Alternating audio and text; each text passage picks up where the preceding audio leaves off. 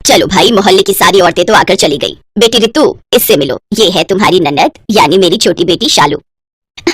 कैसी हो भाभी? मैं ठीक हूँ दीदी, आप बताओ। बड़ी इच्छा थी आपसे मिलने की। रितु की बात सुनते ही उसकी सास उपमा और उसकी ननद शालू जोर जोर से हंसने लगी। उन दोनों को इस तरह से हंसता देख बेचारी रितु को कुछ समझ नहीं आया, तो उसने झिझकते हुए पूछा, क्या हुआ? मैंने कुछ गलत कहा दीदी? अरे नहीं भाभी, वो तो बस ऐसे ही। वो आपने कहा ना कि बड़ी इच्छा थी आपकी मुझसे मिलने की, तो बस इसलिए। दीदी माफ करना, पर मैं अभी भी कुछ नहीं समझी।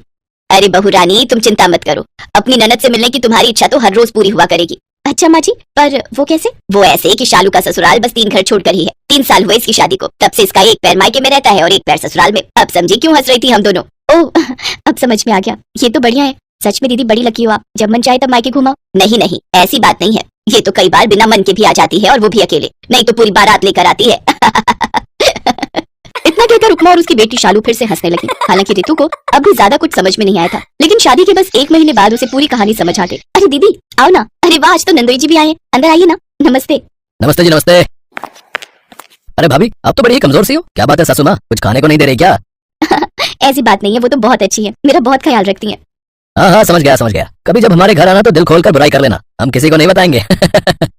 बस भी करो, वो भाभी ये ना बड़े मजाकिया है। और ये क्या, मेरे चारों जेठ भी ऐसे ही हैं, एकदम मस्त मौला। आप जब हमारे घर आओगी ना तो देखना, हंस हंस के पेट दर्द हो जाएगा आपका। जरूर आऊंगी। वैसे बिल्कुल सही टाइम पर आया, मैं बस खाना ही लगाने जा रही थी। अरे वाह, वैसे खाने में क्या बनाया आपने? भिंडी, दाल चावल और हलवा। तो फिर आप देर मत कीजिए भाभी, जल्दी से पेट पूजा करवाई दीजिए।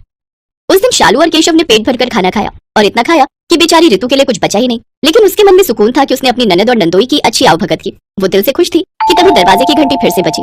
अरे दीदी, क्या हुआ? कुछ भूल गई क्या? नहीं नहीं, मैं कुछ नहीं भूली। इनसे मिलो, ये है मेरे सबसे बड़े जेठ ईश्वर जी। पता है हम लोग यहाँ से निकले थे कि भाई साहब बाहर ही मिल गए। फिर मैंने जब इन्हें बताया कि मैं आपके हाथ का हलवा खाकर आ रही हूँ, तो हलवे की तारीफ सुनकर ये भी चले आए। अब थोड़ा हलवा बचा है क्या भाभी? नहीं बचा तो नहीं है, लेकिन कोई बात नहीं दीदी, हलवा दोबारा बन जाएगा। आप लोग अंदर तो आइए। रितु बेचारी अभी 2 मिनट पहले ही अपनी ननद और नंदोई की सेवा करके बहुत खुश थी, पर अब वो मन ही मन अपनी किस्मत को कोसने लगी। थकी हारी रितु ने जैसे तैसे फिर से हलवा बनाया और फिर।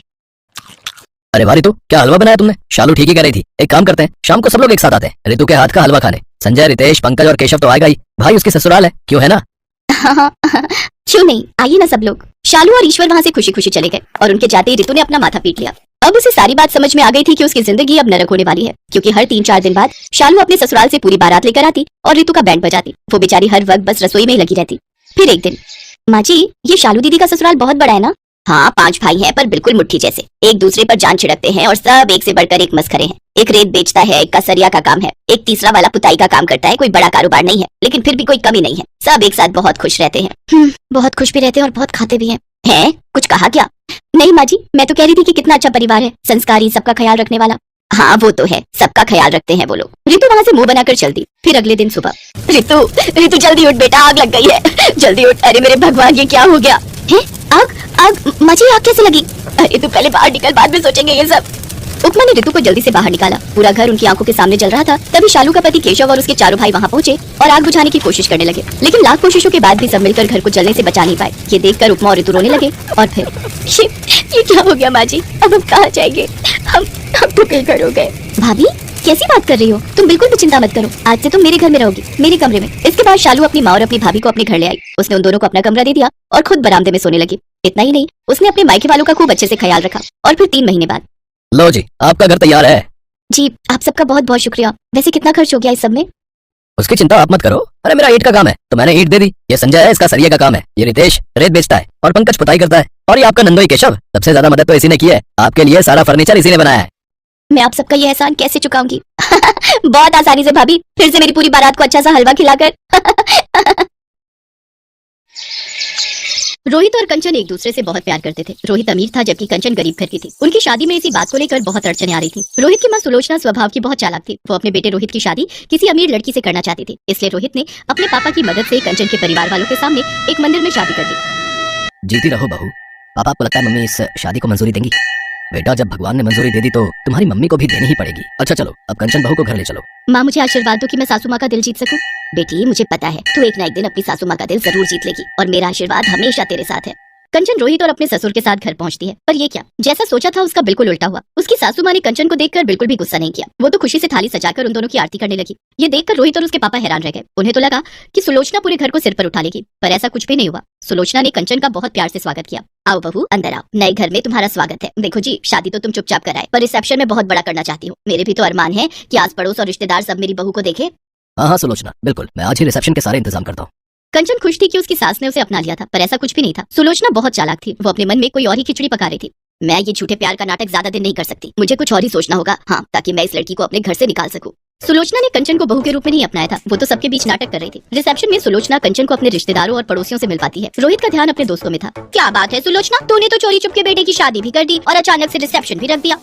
बात कुछ हजम नहीं हुई। अब क्या बताऊं सुषमा, बहू गरीब घर की है बेचारी, इसलिए चुन्नी चढ़ा कर ले आए। अब बारात जाती तो इसके माता पिता में इतनी गुंजाइश नहीं थी कि बारात का स्वागत कर सकते। अरे बिल्कुल भी कुछ नहीं है, तुम क्या समझ रही हो, घर में बैठने के लिए कुर्सी तक तो है नहीं। वो तो रोहित को ना जाने इसमें क्या दिख गया। अब बच्चों की तो तुम जानती ही हो, जिद के आगे झुकना ही पड़ता है, वरना मैं तो इसे कभी भी अपनी बहू ना बनाती। अच्छा तुम लोग अब आई हो रिसेप्शन में, तो अच्छे से खा पी कर जाना। बबली, उषा, सुन रही हो ना, हमने रिसेप्शन बड़ा पैसा लगा कर रखा है, एक एक बढ़िया चीज बनवाई है। बहू अगर गरीब घर की है तो क्या हो गया, ससुराल तो उसे अमीर मिला है। चलो मैं और मेहमानों को देख लूं। सास की बातें सुनकर कंचन की आंखें आंसुओं से भर आती हैं। तभी उसके माँ और पापा आ जाते हैं। कंचन अपने आंसू पोंछ लेती है। सुलोचना मुंह बनाती हुई उसके आगे से चली जाती है। बेटी, तू अपने ससुराल में खुश तो है ना?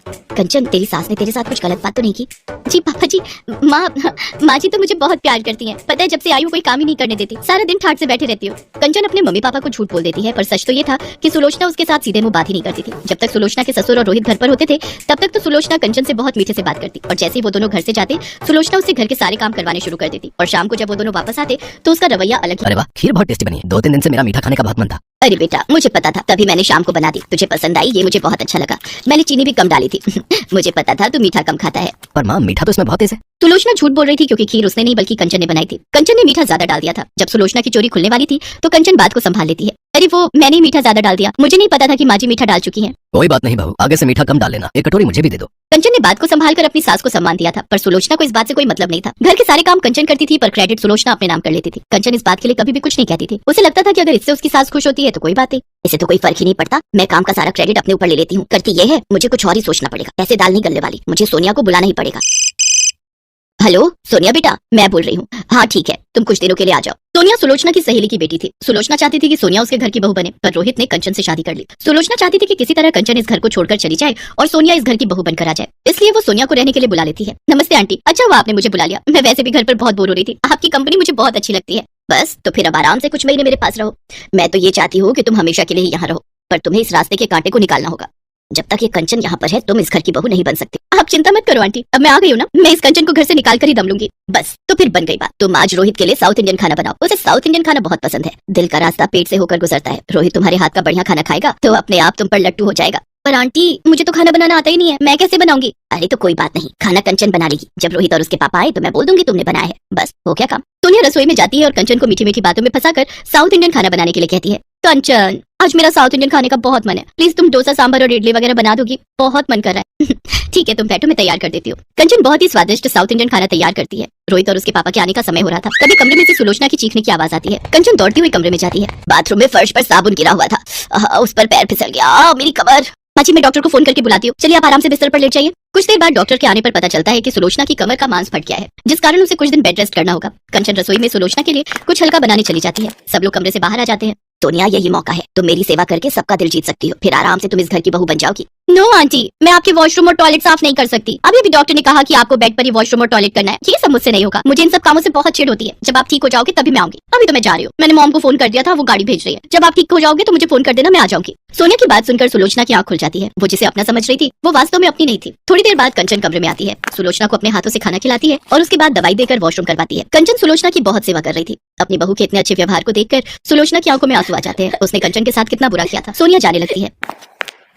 अच्छा आंटी जी मैं चलती हूँ, आप मुझे फोन कर देना जब भी बुलाना होगा, मैं आ जाऊंगी। नहीं बेटा, अब तुम्हें परेशान होने की और बेवजह यहाँ आने की कोई जरूरत नहीं है। मेरी बहू है मेरी सेवा करने के लिए और मेरा ख्याल रखने के लिए। तुम अपने घर में खुश रहो, और हाँ जब शादी करो तो कार्ड भेज देना, मैं अपनी बहू कंचन के साथ जरूर आऊंगी। अपनी सास के मुंह से ऐसा सुनकर कंचन खुशी के आंसू रो पड़ती है और अपनी सास के गले लग जाती है। सोनिया मुंह बनाती हुई वहाँ से चली जाती है। कुछ दिनों बाद सुलोचना की तबीयत ठीक हो जाती है। अब उसका व्यवहार कंचन के साथ बहुत अच्छा हो गया था। ये देखकर रोहित और उसके पापा भी बहुत